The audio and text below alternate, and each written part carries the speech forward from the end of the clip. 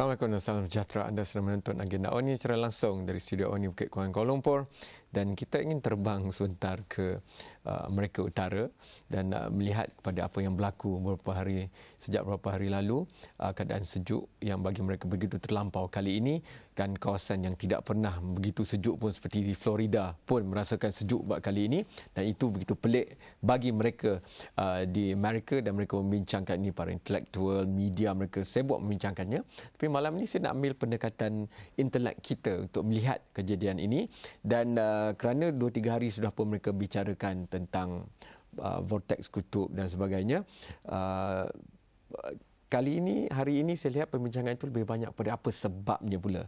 Ada yang kata ini bukti bukannya berlaku pemanasan dunia kerana nampak dunia semakin sejuk, tapi ada yang mengatakan sebab panaslah benda ini terjadi. Maka orang yang paling sesuai membincangkannya tentunya Profesor Datuk Dr. Azizan bersama. Terima kasih kerana datang pada malam ini, Pengarah Pusat Penyelidikan Antartika Kebangsaan, dan beliau baru memberitahu saya beliau akan pergi dalam jangka masa terdekat ni ke Antartika. Tapi sebelum kita bincangkan tu, mungkin kita nak bincangkan apa sebenarnya yang berlaku, Prof, yang berlaku di Amerika Utara yang diberi liputan begitu meluas.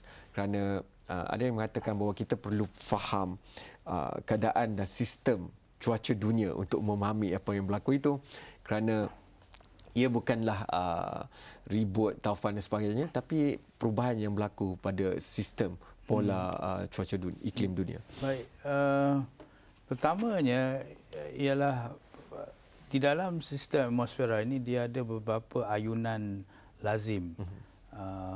El Nino sebagai contoh adalah ayunan lazim yang memang kita faham di Malaysia, khasnya di kawasan tropik dan juga di kawasan Pasifik. Kita ada Indian Dipole yang berkait dengan hujan bila hujan di Sumatera dia kering di Bay of Bengal, dan sebaliknya bila hujan di Bay of Bengal banyak dia kering dekat Sumatera. Jadi kita ada banyak orang kata ayunan, dan ayunan ini adalah ayunan lazim, natural. Jadi kalaulah kita boleh macam El Nino sebagai contoh, kalau kita boleh mendapat sedikit orang kata macam signal bahawa ia akan masuk kepada let's say positive warm ENSO ataupun negative ENSO, kita ada lebih kurang 6 bulan untuk menjangka apakah cuaca yang mungkin timbul daripada ayunan ini. Jadi ayunan yang mempengaruhi Amerika Syarikat dan juga Eropah sekarang ini ialah apa yang dikatakan ayunan Arktik. Ayunan Arktik ini diukur dengan perbezaan di antara tekanan rendah di kawasan Arktik dengan tekanan tinggi yang dikaitkan dengan kawasan subtropical high, yang sistem high yang ada di kawasan Eropah dan juga di kawasan Amerika Utara. Jadi kalaulah perbezaan ayunan ini adalah positif dari biasa, itu lebih daripada biasa, ia adalah apa dikatakan ayunan positif. Bila ayunan positif, dia ada beberapa ciri-ciri cuaca dia. Pertama ialah kawasan Arktik menjadi lebih sejuk semasa musim sejuk, dan ada satu vortex yang agak kukuh, yang jet stream, arus jet yang deras, dan arus jet ini bila dia mengelilingi Arktik, dia mengasingkan udara yang sejuk di kawasan Arktik, tidaklah boleh menerobos masuk ke kawasan di selatan iaitu Amerika Utara dan juga di Eropah. Tetapi ayunan ini juga akan mempengaruhi di manakah orang kata major storm track. Storm track akan kena kepada orang kata akan ke utara sedikit, dan dia akan mengenai Britain dan sebagainya. Tapi sekarang ini apa yang dijangka, dan ini memang telah orang kata diramalkan oleh kaji cuaca di Amerika Syarikat dan juga di Eropah, bahawa tahun ini mereka merasa bahawa ayunan Arktik akan masuk ke dalam kawasan negatif. Maknanya apa yang terjadi ialah kawasan di Arktik adalah lebih orang kata tidaklah sesejuk, dan juga dengan itu polar jet yang akan mengelilingi kawasan Arktik agak lemah. Jadi angin di kawasan atau udara di kawasan Arktik boleh menerobos masuk ke bawah. Jadi membawa satu udara sejuk yang datang daripada dan udara sejuk ini akan pergi lebih ke selatan. Jadi di sinilah kita melihat mengapa Florida dan sebagainya menghadapi masalah orang kata ada yang kata sejuk. Kalau perkara itu elemen biasa, cuaca di bahagian itu. Tapi kali ini mereka berkatakan sejak 3 musim sejuk yang lalu, keadaan makin ekstrim dan kali ini semakin ke selatan sampai ke Florida sebagainya. Kita mesti ingat tahun lepas Amerika Syarikat menghadapi satu orang kata musim sejuk yang agak sederhana. Dan Eropah pun menyatakan ini among the warmest winter yang mereka hadapi. Dan ini juga dikaitkan dengan AO positif. Okay. Jadi apa yang kita lihat ayunan Artik sekarang masuk kawasan negatif. Jadi polar vortex yang dapat mengasingkan udara Artik yang sejuk itu keluar adalah lemah. Jadi udara boleh keluar ke selatan. Jadi di sini kita akan lihat bahawa kita pun akan ada impaknya kerana bila AO negatif, Siberian High adalah lebih sejuk. Iaitu Siberian High adalah yang menguasai kita punya angin timur laut kita. Jadi apa yang kita dapati di sini ialah angin timur laut kita pun lebih kerap sekarang ni dan lebih kencang daripada biasa. Jadi inilah pada saya untuk mengaitkan dia dengan perubahan iklim dan pemanasan global. Orang most weather scientist tak berani mengaitkan. Ini kerana ini adalah satu daripada ayunan lazim dan bagaimana perubahan iklim menukar ayunan lazim ini masih lagi samar, masih lagi non-linear.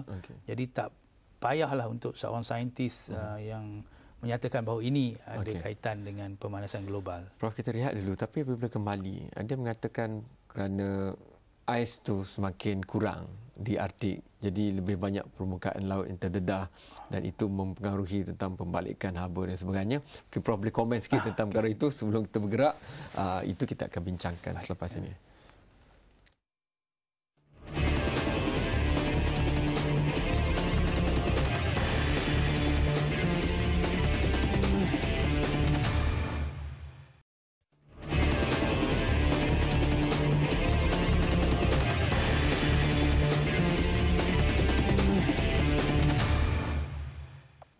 Anda masih lagi menonton Agenda Awani dan kita bercakap tentang iklim dunia dan cuaca dalam konteks ini di Amerika, di Eropah yang semakin sejuk pada kali ini. Tahun baru begitu sejuk untuk mereka. Pelbagai diskusi berlaku di internet. Jadi untuk mendapat kepastian, itu saya nak dapatkan pandangan Prof tentang ada yang kata kurangnya ais dan suhu yang semakin berbeza di Arktik itu mempengaruhi perkara ini berlaku. Pertamanya, kalau kita polar jet ini, arus polar jet ini, dia adalah kencang bila ada perbezaan suhu yang besar di antara tekanan tinggi di kawasan Amerika Utara dengan Eropah Utara dengan kawasan rendah yang berada di kawasan kutub. Jadi kutub utara. Jadi dalam hal ini, bila perbezaan suhunya adalah besar, iaitu bila adanya dia feedback system, bila Arktik menjadi lebih sejuk, dia punya polar vortex akan menjadi lebih kencang. Tapi kita mesti ingat fenomena ini adalah fenomena masa musim sejuk. Dia lebih ketara dalam masa musim sejuk. Jadi bila Arktik oscillation ini negative phase macam apa yang terjadi sekarang, ialah apa yang terjadi Arktik ni dia panas sedikit daripada biasa. Tapi panas sedikit pada biasa di Arktik masih lagi sejuk. Ya, kalau kata dulu masa winter dia minus 50, sekarang mungkin minus 40. Tapi kalau angin minus 40 ini datang dan menerujus ke selatan, ya, dia akan menyebabkan kawasan-kawasan Eropah dan sebagainya akan mendapati udara daripada kawasan Arktik ini dan of course ia adalah udara sejuk. Walaupun di Arktik panas in that sense. Prof, dalam konteks itu, maknanya sebarang penyelidikan dan kajian yang boleh memberikan lebih ketepatan data, yang boleh membuka ramalan yang lebih dekat dengan apa yang bakal berlaku, itu tentunya semakin penting atau dilihat sebagai semakin penting. Pandangan Prof tentang perkara itu. Dan hal yang tuju kita kena Prof cakap tadi juga, kita juga kalau monsun kita dipengaruhi itu seperti di Siberia dan sebagainya. Kajian yang kita buat dan kita telah keluar di dalam Advances in Polar Science tentang bagaimana AO ini mempengaruhi Siberian High dan bagaimana Siberian High itu satu tekanan tinggi di utara Asia dan bagaimana Siberian High ini mempengaruhi kita punya monsun kita, khasnya monsun musim sejuk kita. Ini telah dibuat dan telah ditulis oleh saya punya student lah, dan saya lah. Tapi masalah dia adalah kaitannya adalah kaitan non-linear. Jadi kita ada kaitan, tapi bagaimana dia mengait, kita masih lagi sedang menyelidik. Tetapi ia memberi sedikit ruang di mana kita, kalaulah kita melihat dalam kes AO ini, saintis di Amerika Syarikat dan juga di Eropah telah membuat ramalan bahawa cuaca di Eropah dan di orang kata di Amerika Utara akan menjadi lebih sejuk. Jadi ramalan ini dibuat bulan Ogos. Itu saya tanya Prof, apa lagi penyelidikan spesifik, contohnya dalam sub bidang ataupun bidang khusus yang mana yang mungkin boleh difikirkan oleh pelajar-pelajar kita untuk masa depan. Tapi sebelum tu saya nak pergi bersama dengan Hilal untuk melihat apa yang trending di media sosial tentang topik ini. Teruskan Hilal. Baik Cik Kem, untuk kini trending sememangnya orang ramai mula berkongsikan kisah ataupun agak terkejut dengan mungkin ini adalah satu kejadian yang dianggap sedikit rare di kalangan anak-anak muda ini, dan kejadian yang diakibatkan oleh ayunan Arktik seperti yang disebutkan oleh Profesor sebentar tadi telah membawakan angin sejuk yang menyebabkan beberapa kawasan terutamanya di Amerika Syarikat mengalami penurunan suhu di musim sejuk ini pada tahap yang paling sejuk dalam sejarah. Dan kebanyakan pengguna media sosial untuk hari ini mereka memberikan respon yang kagum dengan kejadian bekunya air di sekitar kawasan Amerika Syarikat. Dan salah satunya respon di Facebook hari ini, ada yang mengatakan bahawa fenomena ini adalah kejadian seperti yang pernah berlaku dalam filem The Day After Tomorrow yang pernah dipaparkan sebelum ini. Dan ada juga yang mengatakan oleh Darren Kumar ini, di mana dia kata tidak kurang dengan itu, ada juga yang teringin nak mengalami cuaca sejuk macam ni. Mungkin dia sebagai rakyat Malaysia yang mungkin belum pernah keluar lagi, dia teringinlah nak rasa cuaca sejuk macam ni. Dan bagi Dean Man pula, baginya dia mengatakan bahawa set Hollywood kini sudah pun menjadi kenyataan dengan kejadian ini. Dan yang ketiga, Simon Sambuan pula mengatakan kejadian cuaca sejuk ini dia kaitkan dengan kemajuan yang ditunjukkan oleh rakyat Amerika, kerana dia mengatakan rakyat Amerika walaupun cuaca beku, mereka tetap aktif berfikir dengan apa yang mereka buat. Dan selain daripada itu, salah satu kisah yang ataupun foto yang banyak dikongsikan di media sosial ini adalah tentang foto di kawasan pelancongan yang memang terkenal di Amerika Syarikat, iaitu Niagara Falls, yang mana air terjun yang dianggap antara yang paling tertinggi di dunia ini telah dilaporkan beku akibat cuaca ekstrim ini. Dan ancaman badai Arktik ini juga dikatakan telah menyebabkan suhu yang jatuh mendadak ini menyebabkan kawasan ini beku sama sekali. Dan menurut peramal cuaca, angin ini telah menyebabkan kawasan sekitarnya telah pun mengalami beku. Dan kali terakhir air terjun Niagara ini dilaporkan membeku adalah sekitar tahun 1997. Itu antara perkara yang paling banyak dikongsikan sepanjang hari inilah Cik Kem untuk di media sosial tentang isu kejadian sejuk terlampau ini. Terima kasih banyak Hilal. Prof, tentunya gambar seperti air terjun Niagara itu beku sebenarnya memberi impak kepada anak muda, terutamanya melihat topik ini. Tapi kita patut ingat the last time ayunan ini menjadi negatif ialah 1961-62 winter, di mana dia juga menghasilkan kawasan di sejuk di Amerika Utara, khasnya di balik timur. Kerana di sinilah dia ayunan, dia ada satu lagi ayunan iaitu North Atlantic, ayunan North Atlantic. Kalau balik timur sejuk, balik barat panas sikit. So dia ada ayunan dia.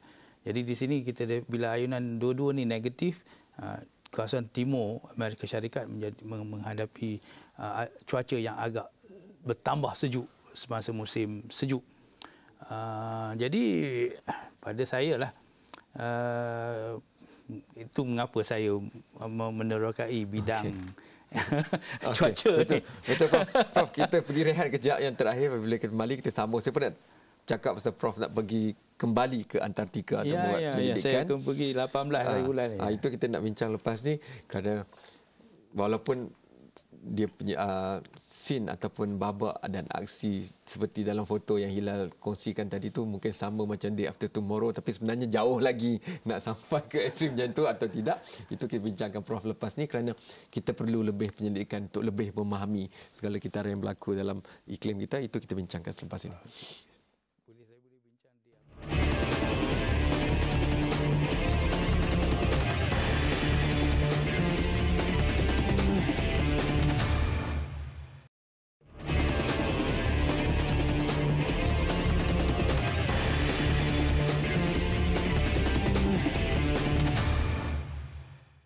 Terima kasih kerana masih menonton Agenda Wani, dan khas untuk penonton-penonton terutamanya Gen Y Agenda Wani, saya nak minta Prof. Tadi Hilal ada sebut Day After Tomorrow dan kita nampak New York pun berlaku sebagainya. Apa kemungkinan untuk cuaca dunia tiba-tiba bergerak keras itu? Apa pun sebabnya, dan pandangan Prof tentang perkara itu?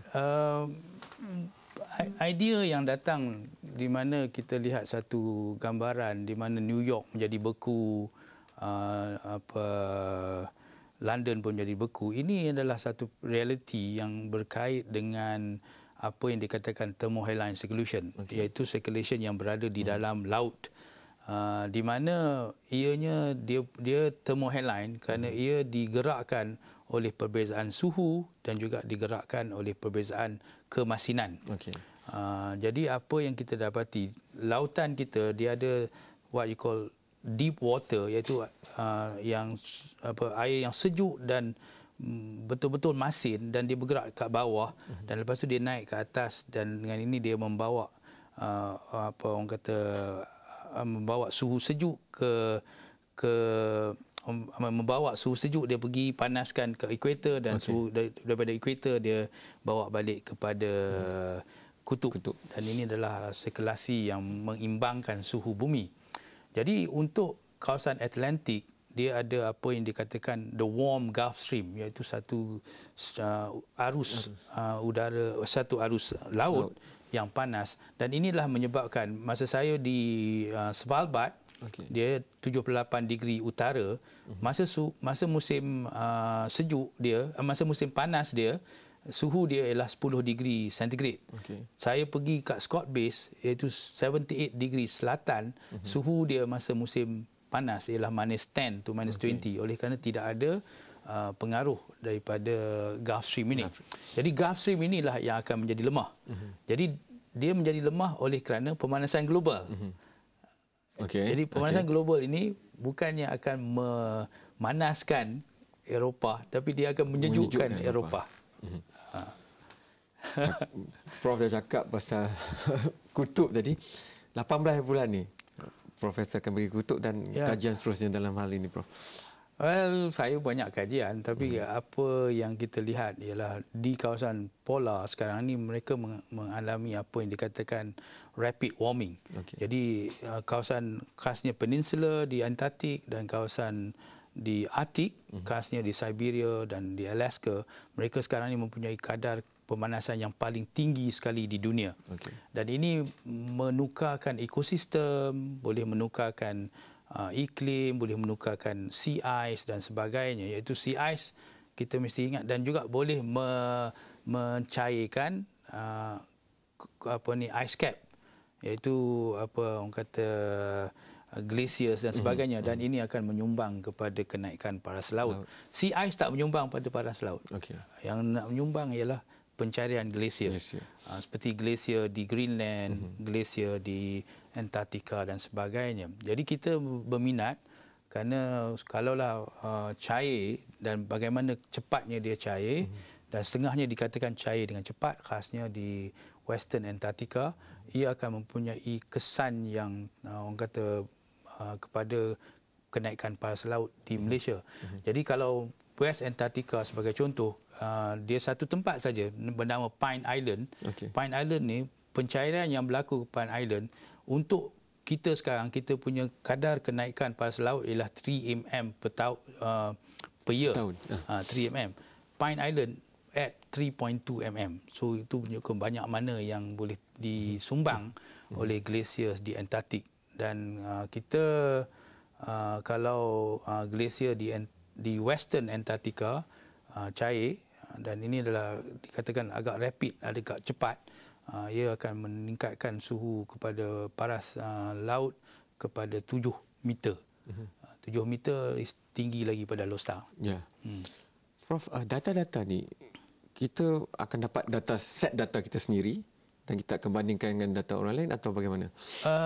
Data-data ini kita dapat, terima kasih kepada Amerika Syarikat kerana dia ada membuat 2 satelit, satelit untuk polar, di mana dia memang mengukur dengan menggunakan laser dan sebagainya, orang kata pergerakan ice mass di kawasan polar. Dia ada 2, satu di Arktik dan juga satu di Antartik. Dan baiknya Amerika ni adalah kerana bila dia orang kata penyelidikan itu mendapat sumbangan daripada public punya fund atau dana awam, dia mesti membuatnya ke dalam web page. Berkongsi maklumat itulah. Jadi kita guna data real. Dan kita akan dapat cerapan kita sendiri di lapangan itu. Kita mencerap di lapangan. Tapi yang kita minat di lapangan ialah selalunya untuk benda hidup menggunakan air, dia mesti berbentuk liquid. Kalau dia bentuk ais, dia tak boleh guna. Jadi apa yang terjadi ialah masa musim panas di peninsula, di orang kata peninsula Antartik, hujan turun dalam bentuk liquid dah. Jadi ia akan mengubahkan orang kata ekosistem, dan ini adalah apa yang di antara kajian yang kita buat, dan kita mendapat dana daripada MOSTI untuk jadi ini sumbangan kita kepada dunia sains. Ya. Dan saya harap diskusi malam ini akan melahirkan Prof Azizan masa depan untuk itu, kerana begitu penting kerana dunia kita tahu pola kutub dan iklim dunia dan sebagainya. Terima kasih Prof datang malam ini. Selamat jalan dan selamat maju jaya untuk 18 hari bulan. Dan anda boleh hantarkan pandangan anda sendiri. Kalau ada soalan yang kompleks, saya akan panjangkan kepada Prof sambil dia tunggu masa kapal terbang, helikopter sebagainya. Dia boleh tengok email dan kita boleh bincangkan. Hantarkan kepada Instagram ataupun Facebook, Twitter ataupun terus aplikasi mudah alih iOS dan Android yang ada pada Awani. Dan kita akan terus bincangkan perkara ini dari masa ke semasa. Dan bila Prof balik, sebelum dia pergi ke kunjungan seterusnya, kita akan mungkin minta Prof datang dan kongsikan apa yang dicerap di sana. Sekian. Selamat malam dan terima kasih. Thank you, Prof. Thank you.